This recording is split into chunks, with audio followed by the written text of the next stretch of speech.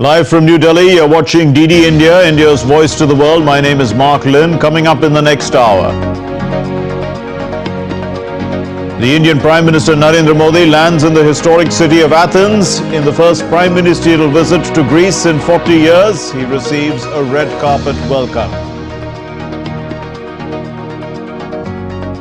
All's good with Chandrayaan III mission. The Indian Space Research Organization says the mission is as per schedule and all systems are functioning normally.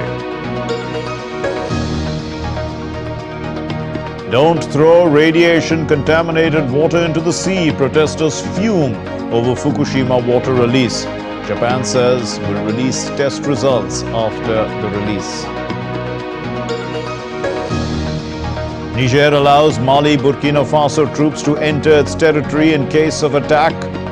The food and aid pile up at Niger's borders as sanctions bite. And at the World Badminton Championships, the Indian duo of Satvik Sairaj and Chirag Shetty progress to the quarterfinals.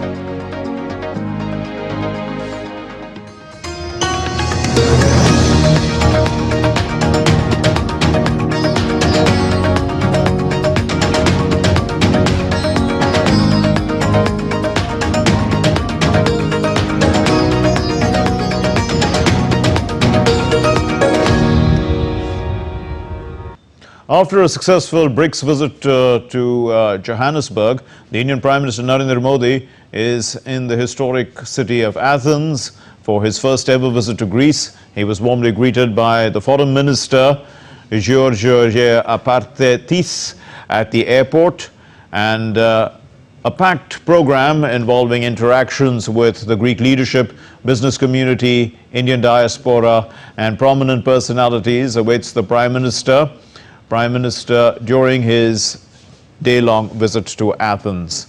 And this is the first visit by an Indian Prime Minister in the last 40 years. India's contact with its important Mediterranean partner stretches back over 2 millennia. In modern times, the ties between India and Greece have strengthened by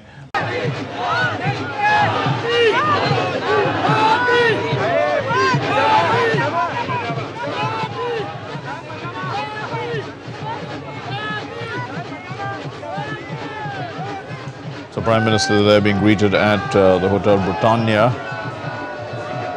by members of the Indian community. They're always happy to see Prime Minister and interact with him, especially when he is on foreign soil. He makes it a point to interact with Indians who are living abroad, who are contributing back to the nation, and also act as a living bridge between India and the parts of the world through which they continue to reside.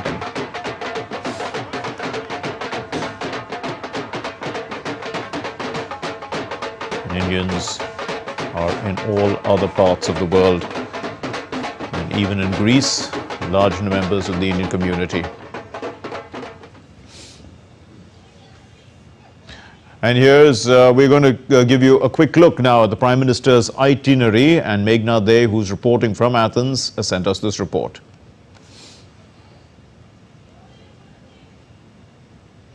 Here outside the Greek Parliament, or also known as the Hellenic Parliament, and right outside the tomb of the unknown soldier, where Prime Minister Narendra Modi will lay a wreath in and pay tributes to the soldiers who have fallen on the line of their duty. With me is Ambassador Yano, who will be speaking to us on the significance of the visit. He is the Greek ambassador to India. Thank you so much, Ambassador, for talking to us. As we know, a prime ministerial visit from India is happening after 4 decades. This is a long friendship going back millennia. But I would say that now is entering in an even higher stage. We are very happy to welcome Prime Minister Modi here in Greece. We also know that there is going to be delegation level talks between both the Prime Ministers. What important subjects are going to be there on the agenda? There is a series of agreements that they will be sound, that they cover all of the important fields, that is security, that is economy, that is culture, and technological exchanges and cooperation as well. A lot of talk about cooperation in the security and defense sector. Yes. Anything that you would like to, say about it? There have been these combined exercises of Greek and Indian Air Force in the Neohos exercise. That was a very important event because I think it was the very first time that Indian Air Force has come to Europe to exercise along with a European country. Both the prime ministers are meeting business leaders. So definitely there is emphasis on diversifying, expanding trade and investments. This is the role that we aspire to play in our cooperation with India to become a gateway in many ways that can be done. In the first place, by using our ports in order to import your products in Europe. Connectivity is one of the major challenges that we probably need to strengthen that sector. Talks on that expected between the leaders when there will be delegation. Both countries will consider very important the green transition, let's say, so the renewable technologies, and given that India and Greece as well, they have made some progress. Thank you so much, Ambassador, for talking to us. It was a pleasure to talk to you. So this is Meghna Dev, 4DD India, with camera person Shailendra Chauhan from Athens, Greece. Well, Meghna Dev now joins us from Athens. Meghna, you've sent us a report. You've talked to the Indian, the ambassador of Greece to India, and of course he was very happy to give us the idea of what is expected from this day-long visit. But important are the meetings with Prime Minister Mitsotakis and also President Sakel Laroupoulou. Can you fill us in with the details about those meetings? Yes, so we were, showing the visuals of Prime Minister Narendra Modi laying a wreath at the tomb of the unknown soldier. He also received a guard of honor there. He is now heading for the presidential palace. He will meet the president there, and after that he will be there at the Maximos Palace, where he will be meeting the Prime Minister of Greece. Very important discussions to be taking place because these will be the bilateral talks, the delegation level talks that will take place between both the prime ministers. Many things on the agenda, definitely, since first of all, when Prime Minister Narendra Modi arrived here, we did see the kind of welcome we are showing on our television screens, the kind of welcome that Prime Minister Narendra Modi received from the people here. Definitely, the people were really excited to receive him in Athens. And the excitement was quite palpable. Now, when we are coming to the concrete part of the visit, we will definitely see talks, important subjects on the table. First, expanding trade and investment will be on the agenda. Second, we will definitely see some strengthening and talks on strengthening the defense and security ties.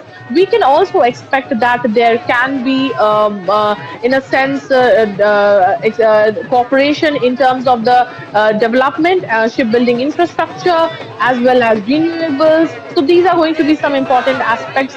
Migration and mobility is also something that can be expected on the agenda. So definitely these things will be on the table when the delegation level talks will take place.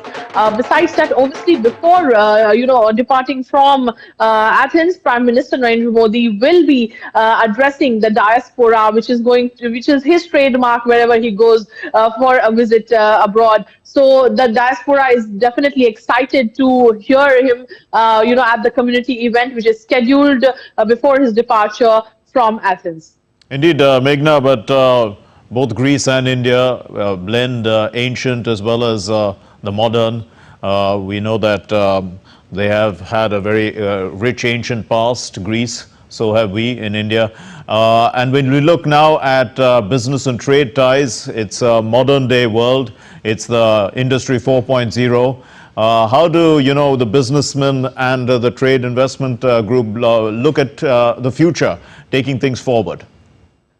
Mark, this is a very important question because it clearly looks like that, both the leaders have a lot of focus on expanding and diversifying trade and investment. We look at 2022 and 23, then we clearly see that, where we clearly see that it is around 2,000 million US dollar that the trade between both the country, the bilateral trade stands somewhere around 2,000 million US dollars. There is a lot more room for, there is room for a lot more, bilateral trade that can happen between both the countries. We definitely see that when we are talking about, investments, Greece is definitely chasing some important investments in the sectors of renewables, because we know that there are a large number of sunny days, windy days in when we're talking about Greece. So, harnessing the energy that is already the renewable energy is going to be something that Greece will look for in terms of investments. The startup sector is also really hopeful. We get to know that there might be a few people who will be also meeting Prime Minister Narendra Modi who belong to the startup industry in Greece. So that is going to be important, because India has a very robust startup industry. It is, be it in terms of incubation centers, be it in terms of unicorns, be it in terms of tech disruption, and a lot more. So definitely startups look up to India in that sense. That is going to be an essential thing as well. Besides that, how Greece can provide India an access to the European market through its ports, that can be also an important topic for discussion.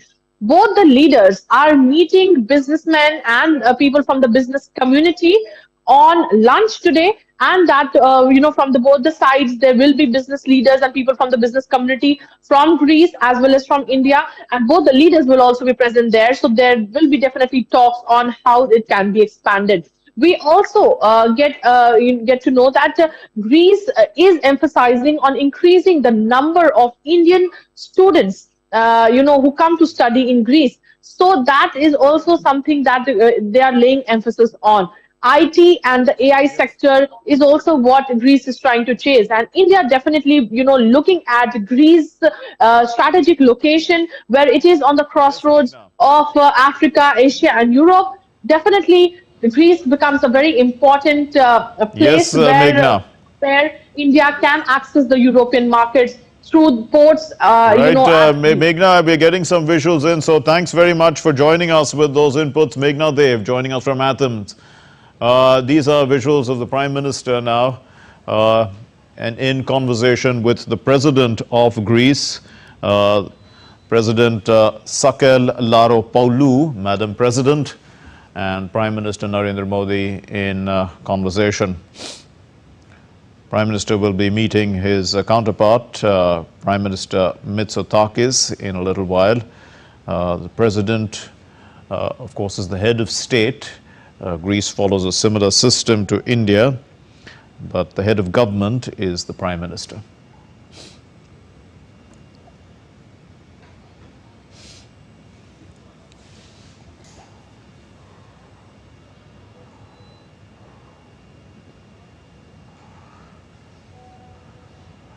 President Sakel Laropoulou had taken office in 2020, and she has been in office since then.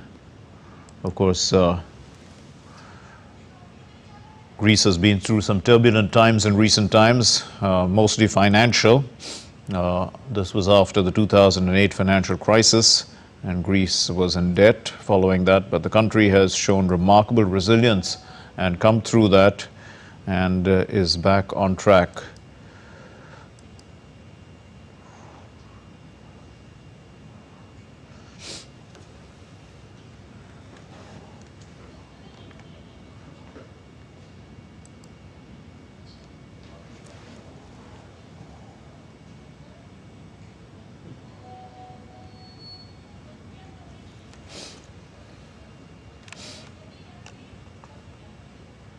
So we shall return to Greece as and when we get further updates, but let's move on in this program. The Indian Space Research Organization has stated that the activities of the ongoing Chandrayaan III mission are as per schedule and all systems are functioning normally.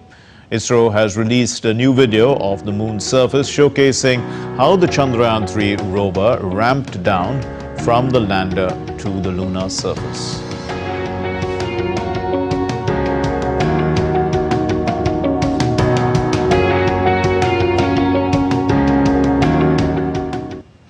and several components led to the success of Chandrayaan III landing on the moon. One of them is the Central Tool Room and Training Center in Bhuvaneshwar in the eastern Indian state of Odisha.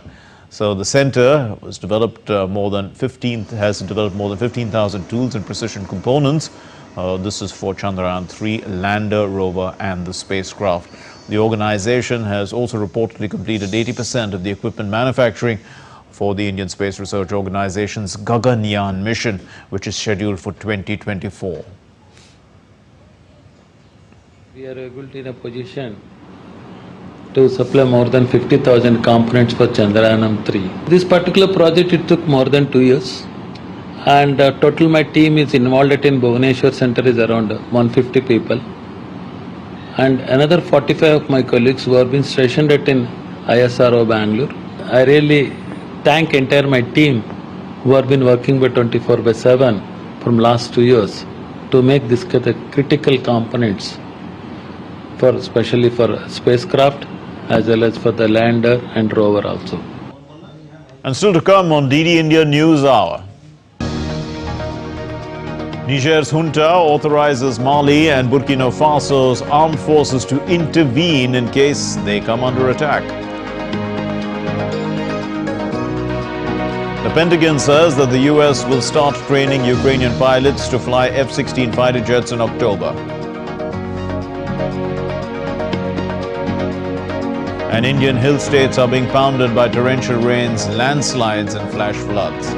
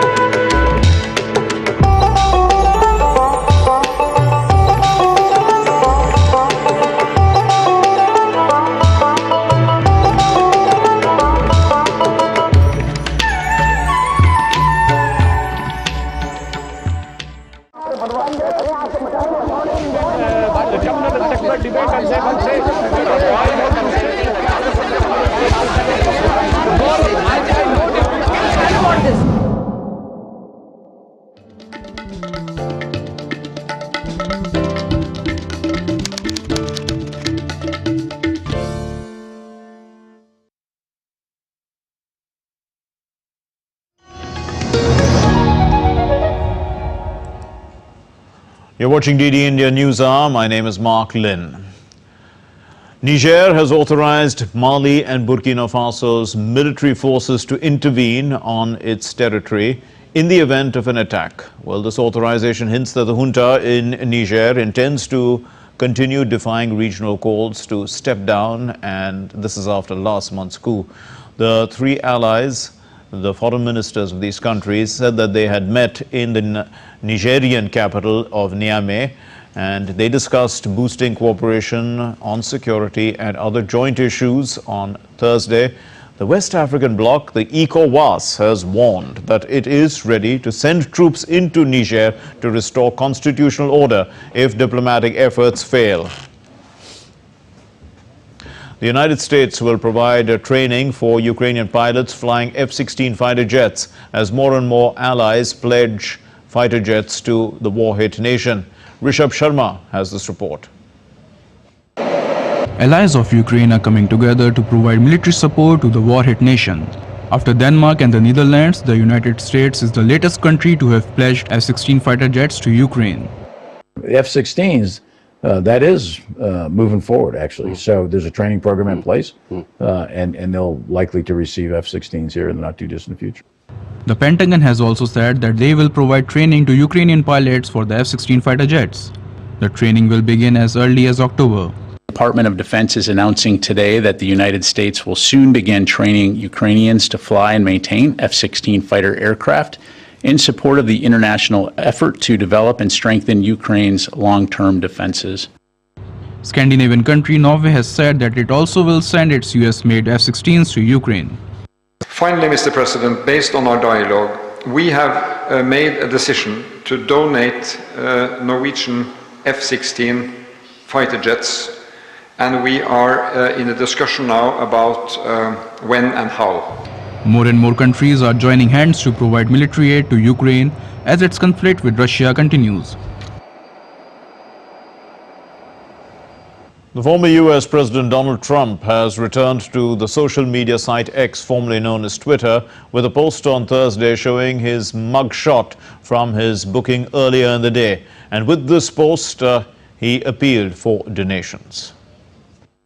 Well, Donald Trump's mugshot is currently making its way around the world as we process this historic and unprecedented situation in the U.S. state of Georgia. And the next step for Trump and his 18 co-defendants is to actually be arraigned and enter a plea on these charges, and we expect that to happen likely the week after next. Now, the actual trial date is a bit unclear. The Fulton County District Attorney Fani Willis had initially proposed a date of March 4th, which would actually be the day before Super Tuesday, which is the biggest day in the party's presidential nominating process. However, then one of Trump's co-defendants earlier asked for his trial date to be moved up to October 23rd. He has the right to request a speedy trial. So that was granted by the judge. The district attorney had initially wanted to charge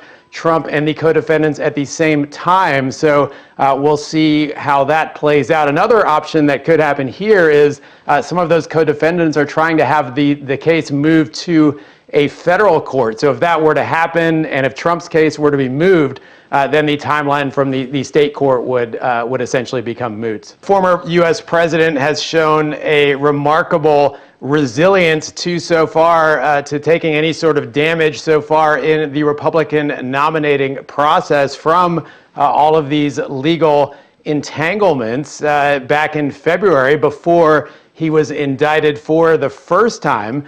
Trump was actually just leading Florida Governor Ron DeSantis in the Republican nomination poll by just a couple percentage points. Well, fast forward to the summer, where now Trump has been indicted 4 times on numerous felony charges, and Trump is actually leading the field by more than 40%. So these charges have clearly not hurt him in any meaningful way to try and achieve his party's nomination for the presidency.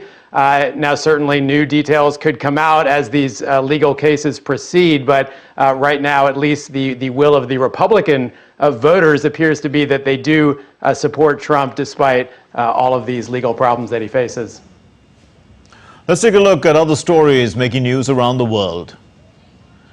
The Panama Canal is planning to continue transit restrictions through the vital shipping route for at least 10 more months. The move comes as the ongoing drought in the region has significantly lowered the water level through this vital passage connecting the Atlantic and the Pacific Ocean.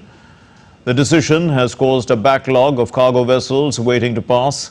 The restriction on the daily transit numbers will give time for the canal to preserve water until the next rainy season.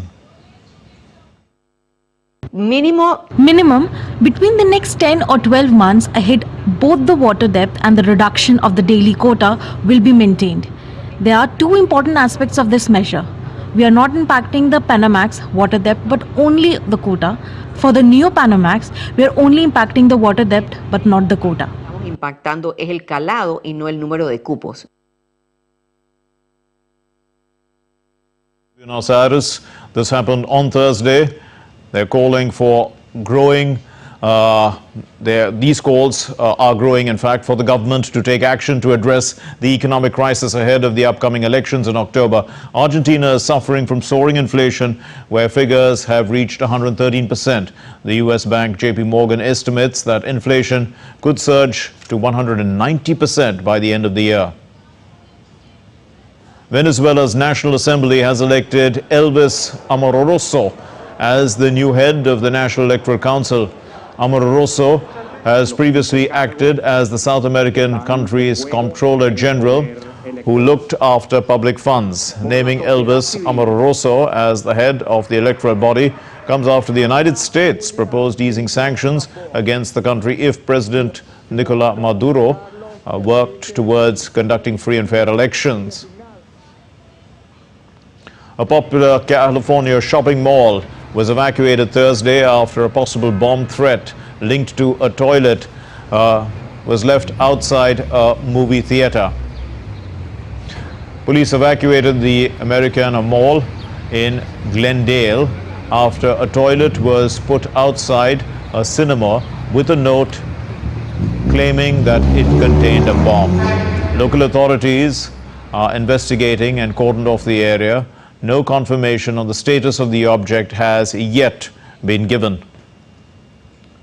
Archaeologists in Peru have unearthed an ancient polychrome wall believed to be over 4,000 years old. The wall is believed to be part of a ceremonial temple and will help provide further understanding of the region's ancient culture. Archaeologists say that the wall is at least 3 meters tall with geometric lines. Still to come on DD India News Hour. The 4th G20 Culture Group working meeting is on in the ancient Indian city of Varanasi. Business 20 Summit 2023 begins in India's capital on Friday. Sustained high temperatures in parts of the US are having a major impact on the most vulnerable populations.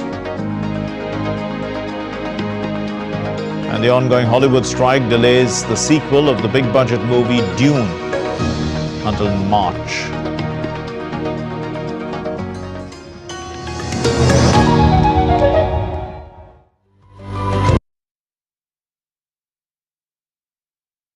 The change is happening. It is making me fully independent and self-reliant. The change is protecting my rights, ensuring that I get my fair share without any obstacles. The change is power.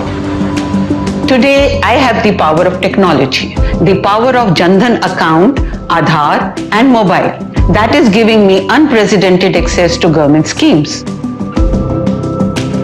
The change is helping us break the boundaries and making it possible for our products to reach out to the entire country. Today we have the freedom to sell to whoever we want and get the fair price without worrying about anyone taking anything. You're watching DD India News Hour. I'm Mark Lynn. A recap of our main stories. Indian Prime Minister Narendra Modi lands in the historical city of Athens in the first prime ministerial visit from India to Greece in 40 years and receives a red carpet welcome.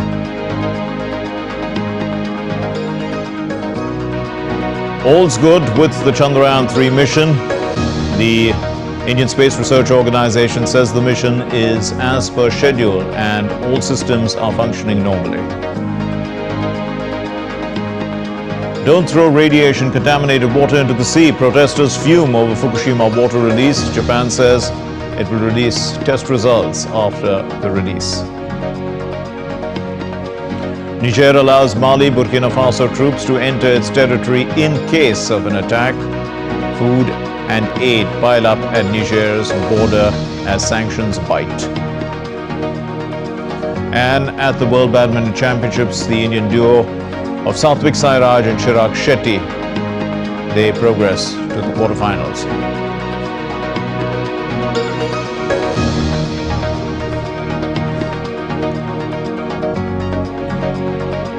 Japan's decision to release treated wastewater has sparked massive protests in neighboring countries. The release of the contaminated water into the Pacific Ocean has prompted retaliation from Beijing. The move, which Japan insists is safe, has led to China imposing a complete import ban from the nation. China is the largest consumer of Japanese seafood.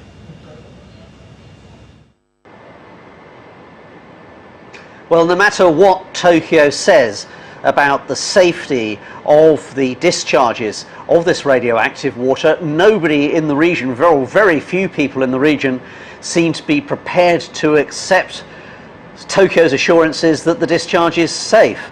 Tokyo seems to be losing an awful lot of friends around the region by doing this. Here in Hong Kong, there were small protests close to the Japanese consulate. Japan's actions this time in discharging contaminated water are very irresponsible, illegal and immoral.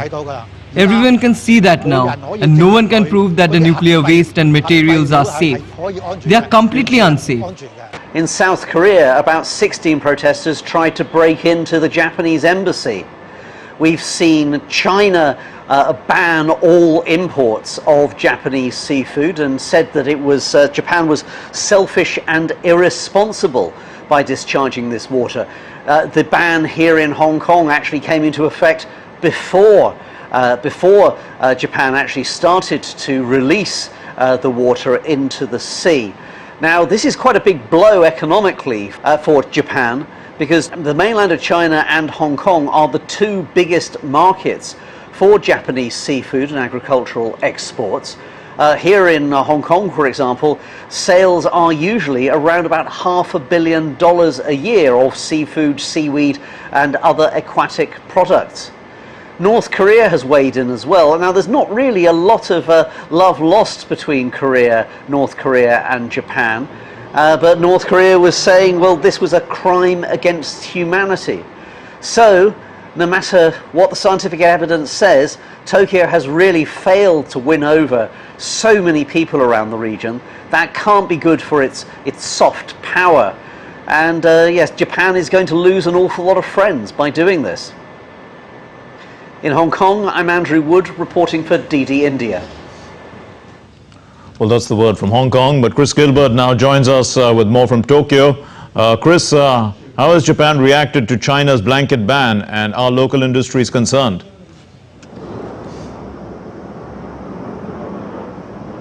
There's a very firm line and regular line that Japan has adopted in response to any complaints or criticism of the discharge, and that is that they are looking to gain understanding.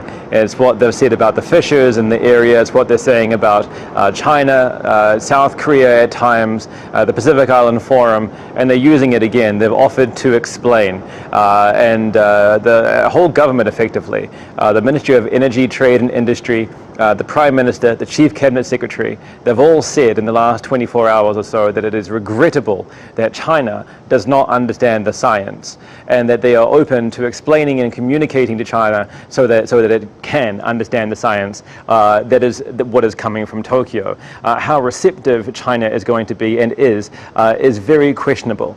They have always been opposed to this water discharge. They remain opposed to this water discharge.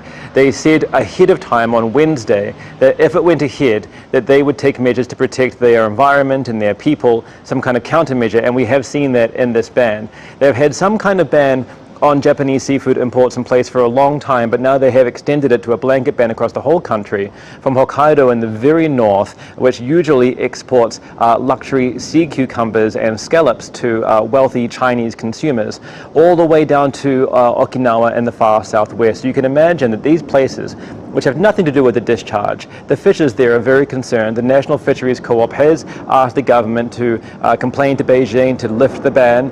The government has protested to Beijing at a G20 meeting in Jaipur just the other day on Thursday. It remains to be seen what they, if anything, the government may do next. Indeed. But Chris, how is this likely to affect the already strained relations between Japan and China? Well, you're right, they are already strained, and this may become yet another long-term sticking point. We see short-term flare-ups, periodic flare-ups like the visa row back in January, when over COVID-19 restrictions, each country placed restrictions on the other countries' incoming tourists and visitors. We've seen the Japanese businessmen in the last few months be arrested in China over espionage charges. But then we see longer-term issues such as the territorial disputes over the Senkaku Islands. And experts that I've spoken to here in Tokyo, political scientists, are saying that this discharge may be politically convenient for China to vent its frustrations to Tokyo about its diplomatic and bilateral or multilateral posturings in the region, getting close to the US, getting close to South Korea, being the president of the G7 this year, and everything that entails for a security standpoint. This, for the next 20, 30 years, this water discharge may yet be another proxy for China to vent how it feels about Tokyo to Tokyo. Chris Gilbert, thanks very much.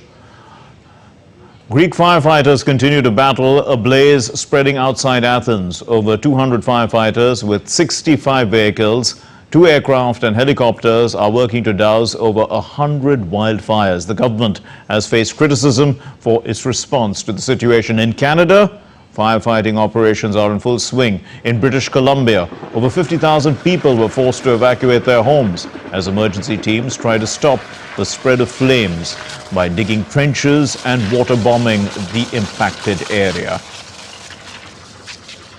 The U.S. Weather Department officials issued a red flag warning for wildfires in the Pacific northwestern state of Oregon. It means that certain weather conditions may fuel the risk of fire. Satellite images show, as we can see, smoke from Oregon's wildfires near Portland.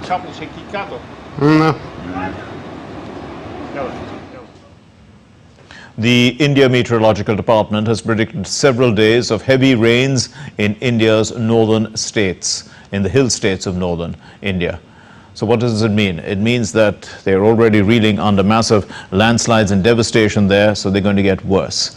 And the weather agency has issued a yellow alert for the state of Himachal Pradesh, which over the last few weeks has been seeing several houses collapse, bridges collapse after the massive landslides and flash floods. Rescue operations are underway in many parts of the state. Several deaths have also been reported because of the heavy rains. News now related to the G20 presidency of India. The 4th G20 Cultural Working Group meeting began on Thursday with 170 delegates from G20 member countries, invited countries and international organizations in attendance, and the delegates are in the Indian city of Varanasi. They are working on a draft of the ministerial declaration ahead of the upcoming Culture Ministers meeting, which is to be held on Saturday. India's Minister of State for External Affairs and Culture, Meenakshi Lekhi, addressed the group meeting under India's presidency on Thursday. We gathered here in the ancient city that has been a melting pot for cultures, philosophy, spiritualism for millennia and above. It is befitting that we address, find the importance of culture in global policy making, and this is of particular interest to all of us. Had it not been for Love of India, this culture working group would not be working so hard. The inaugural session of the B20 or the Business 20 Summit 2023 began in India's capital city, New Delhi. Addressing the session, the chair expressed his delight on India leading the digital, energy and global value supply chain. India's Prime Minister Narendra Modi will attend the special session on the concluding day on Sunday. Our panelists also to please hold up their copies. All our panelists also to please hold. India's Sherpa for the G20 at the event spoke about India hosting the G20 presidency and how this business event is a huge opportunity. Sherpas are the personal representatives of the leader of the member country or of a member country. So what happens is that they resolve conflicts and play a crucial role in negotiations on behalf of their principal. B20 has been very well organized. There's some very practical, very constructive, very positive suggestions have been made by all the task forces here. We will examine them and take them to the G20 Sherpas and see how many of these suggestions we can take forward to the leaders. So I would like to take this opportunity to compliment Mr. Chandrasekhar and the entire team for doing a lot of hard work. This B20 has been the best organized B20 ever. We've compared their outcomes, their recommendations I think this is the best held B20 with the finest, very positive, progressive, forward-looking recommendations on a range of issues, starting from inclusion to climate to sustainable development goals to technological transformation to women empowerment. All these are key goals of India's presidency, and on all of them B20 has made very positive recommendations. And all these events are leading up to India's capital, New Delhi, gearing up to host the G20 summit of 2023, with preparations in full swing as the city is being decorated to welcome world leaders. Security is also significantly tightened in and around the summit venue. The meeting will take place on September 9 and 10. Comprehensive virtual help desk for all the users, those who are visiting Delhi as a delegates also, as a tourist also, as well as citizens of Delhi, as well as other outsiders who are coming to Delhi. We will be launching a virtual help desk. As the screen shows, we will providing information about various services, including transportation services. In transportation services, if you want to know about how you have to commute from airport to the venue or to the various hotels, or if you want to go to certain markets, or if you want to visit hospitals, there will be link in the help desk. Our major focus is how we can provide better services and information to the users, especially concerned with the G20 summit. Our correspondent Dibyendra Mandal took stock of the security cover. Let's listen.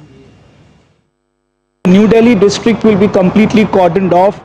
No public, no general and common public will be allowed inside the New Delhi police district. Shops, schools, colleges, banks have been asked to remain shut. As far as public transport is concerned, the Delhi metro will function normally as we hear. As of now, the decision has not been taken to shut the Delhi metro. For the DTC buses, we are yet to hear from the Delhi government anything on that.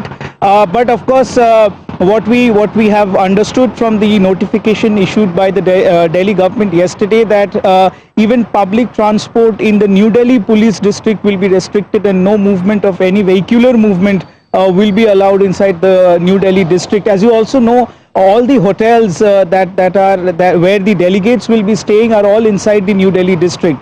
So a large contingent of delegates, providing them security, will of course be a major challenge. The Delhi police has been working and training their staff over the last couple of months. What I hear from my sources in the Delhi police is that they have trained over thousands of their personals in tackling terrorism, in tackling any kind of mob violence, or to securing and fortifying the area. Many women officers of the Delhi police have also been given training on combat. The Delhi bomb disposal squads will be there across the national capital. Security will also be manned through drones, and there'll be snipers placed on high-rise buildings across the New Delhi district. So security is one of the most important feature. In fact, most important aspect that is being taken into aspect by the Delhi police and the security establishment in Delhi. Let's take a look now at other stories making the news. The Supreme Court of India has given strict directives in the legal proceedings for cases of ethnic violence reported from Manipur. For one, the trials in these cases will take place in the state of Assam, which borders Manipur. The Supreme Court has also directed the High Court to designate one or more magistrates for recording of statements of the witnesses. The next hearing in the Manipur violence case will take place on September 1.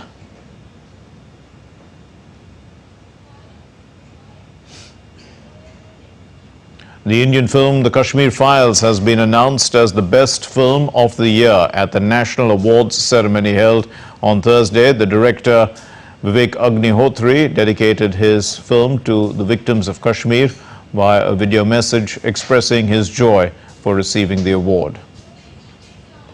को भारत का 69th national award मिला है। National award, national film award Bharat का सबसे prestigious award है। ये जो award है, इससे मैं हमेशा बोलता आया हूं, कश्मीर फाइल्स कभी मेरी फिल्म नहीं है, मैं तो एक मीडियम था।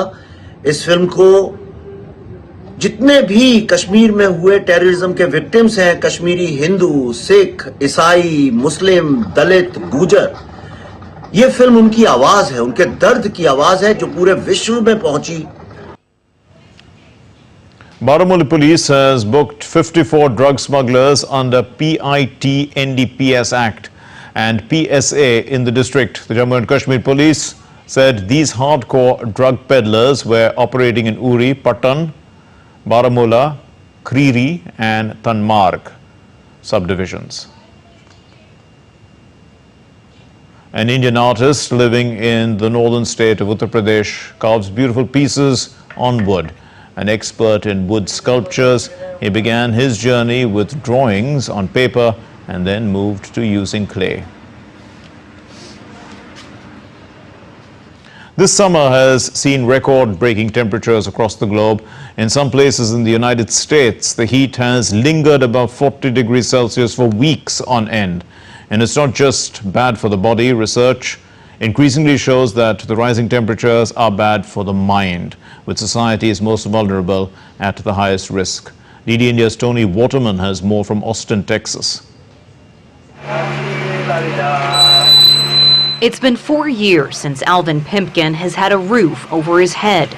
Right now, a mattress behind a grocery store is home. The weather sure is hot out here. And while living on the streets is never easy, excessively long heat spells this summer has made it unbearable, both emotionally and physically. I have sores on my feet. On the day we spoke, it was the 40th day in a row of temperatures over 38 degrees Celsius. The heat does drain you in, like I think it does cause an effect on my attitude, and I have anger issues at times, and then depression issues, and it does cause that to be more severe. Research on the effects of long-term exposure to extreme heat is still in the early stages, but accumulating evidence shows it is linked to an increase in violence, aggression, psychiatric hospitalizations, even suicide. And this sounds trivial, but it's not. Heat makes us cranky. You can't deal with your own emotions perhaps as calmly as you could if you were cooler. So you see more serious impacts on mental health for people who have had multiple experiences of, again, climate extremes. This compounding effect can be exceptionally detrimental to the nearly 600,000 homeless people in the United States, more than half of them concentrated in states prone to extreme weather, and about a third of whom are already suffering from some form of mental illness. They may or may not be getting treatment for that, but there is evidence that certainly some of the psychoactive drugs you might take to cope with mental illness actually have the effect of making you more vulnerable to heat.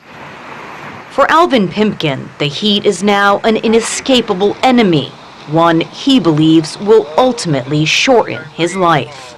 If it's affecting you in the now, then chances are it's affecting you all the way around throughout your life in a negative way.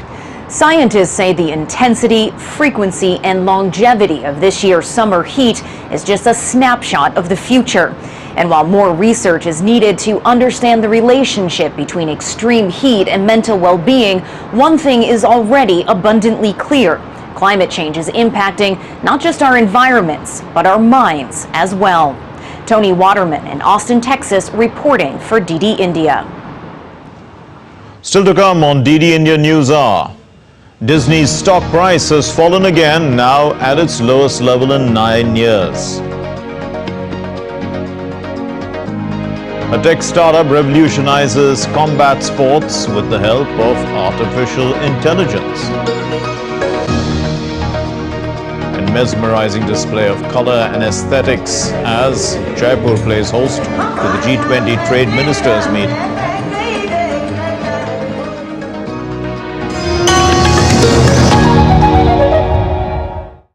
Namaste land. Marhaban ila al-Hind. Zari India.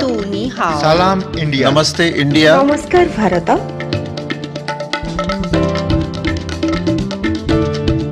Muy India. Nahnu hunud India. Ma Hindi hasti. Hindian. Salam Hindustan. We are India.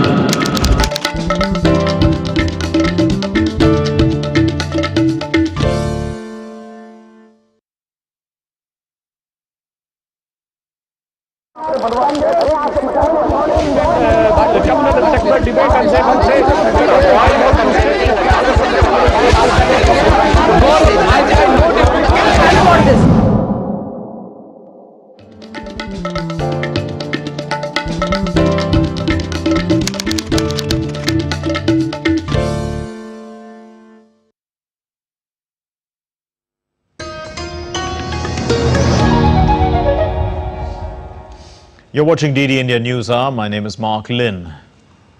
The US markets ended substantially lower on Thursday following this week's significant gains. Now, as Nasdaq leads the decline, investors have their attention on Friday's speech by the US Federal Reserve Chairman, Jerome Powell. Asian stocks also opened weak, echoing Wall Street's decline. Stock futures in Japan and Australia and Hong Kong's equity market also fell. Crude oil market was set for a second straight week of declining fortunes following the weaker demand outlook for the commodity prices in various economies of the world. However, crude oil futures traded higher in early trade on Friday. Market reports indicated that Saudi Arabia, one of the major crude oil producers in the global market, is planning to extend its production output cut by 1 million barrels per day to October. This helped boost the price of the commodity. However, apprehensions over an increase in the interest rate in the United States has limited further gains.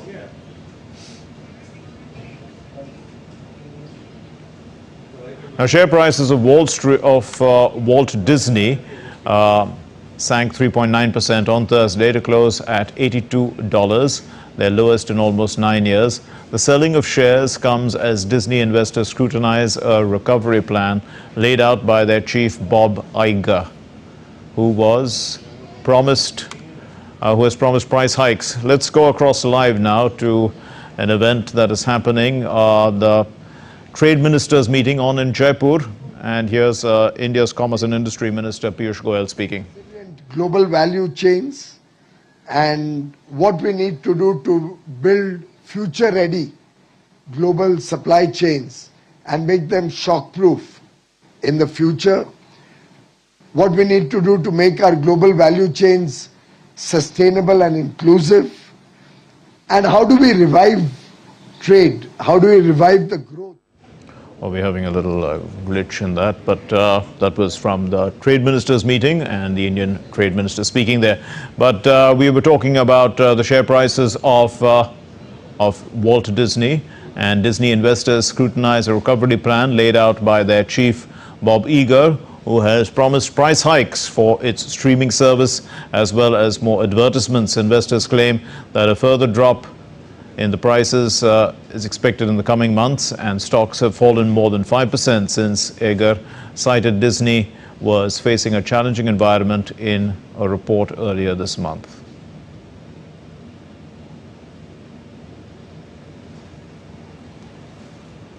Let's get you the sports news now. And the BWF World Championships 2023 enters the quarterfinal round.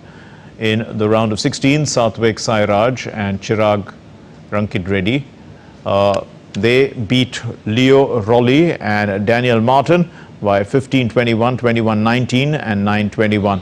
The duo will face Denmark's Kim Astrup and Anders Shakrup in the quarterfinal.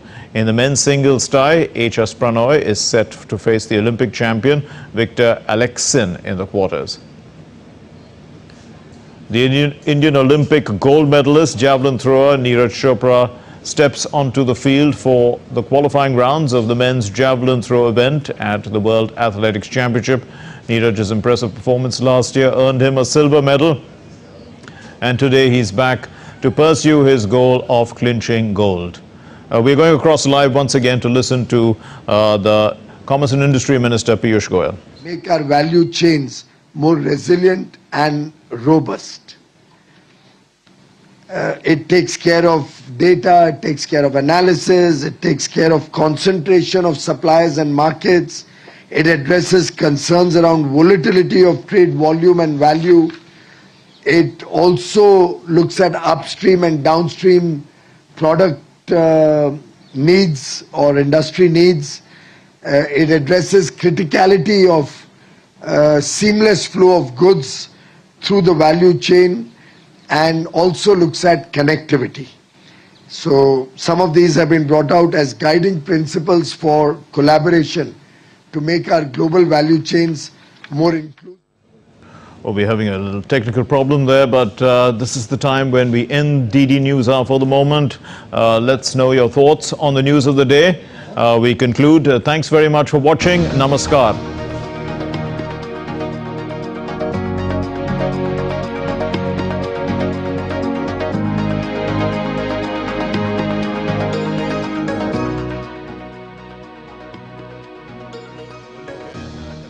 On Facebook, X, formerly known as Twitter, and Instagram. We'll be back with more news as it breaks here on DD India. My name is Mark Lynn, and from all of us here in Delhi, in fact, we're going across live now once again to Greece. And Prime Minister Narendra Modi is meeting with the Prime Minister of Greece, Kyriakos Mitsotakis.